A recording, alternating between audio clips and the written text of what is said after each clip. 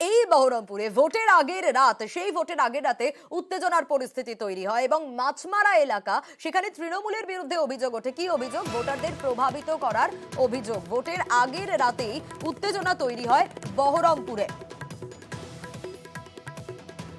ভোটারদের প্রভাবিত করার অভিযোগ উঠে আসে এবং নালিশ পেয়েই গভীর রাতে কিন্তু খোদ অধীর রঞ্জন চৌধুরী তিনি পৌঁছে যান একেবারে ঘটনাস্থলে।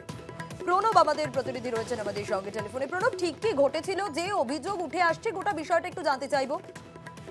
দেখো, গতকাল রাত্রিবেলাতে মাঝমারা এলাকা, বহরমপুর শহরের মধ্যে মাঝমারা এলাকা, সেখানে যান অধীর চৌধুরী নির্দিষ্ট অভিযোগ পেয়ে, তার অভিযোগ পেয়ে এখানে তৃণমূল আশ্রিত দুষ্কৃতীরা তারা হুমকি দিয়ে যাচ্ছে এবং যাতে ভোট দিতে না যায় সেই চেষ্টা করছে। অধীর চৌধুরীর স্পষ্ট অভিযোগ, যেহেতু বহরমপুর শহরে যদি ভোটটা কম পড়ে তাহলে কিন্তু তৃণমূলের লাভ হবে এবং বহরমপুর শহরে যেহেতু অধীর চৌধুরী ভোট পড়ে সেই কারণে কিন্তু তারা চেষ্টা করছে ভোট যাতে না দিতে যায়, সেই কারণে ভোটারদেরকে হুমকি দেওয়া হচ্ছে।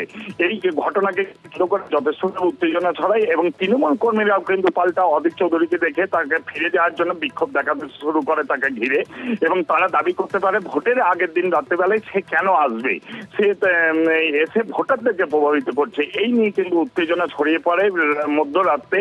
তারপরে বহরমপুর থানা বিশাল পুলিশ বাহিনী গিয়ে পরিস্থিতি আয়ত্তে আসে এবং নির্বাচন কমিশনের কাছেও কিন্তু এই ব্যাপারে অভিযোগ দায়ের করেন প্রদেশ কংগ্রেস সভাপতি এবং বহরমপুরের কংগ্রেসের প্রার্থী অধীর রঞ্জন চৌধুরী।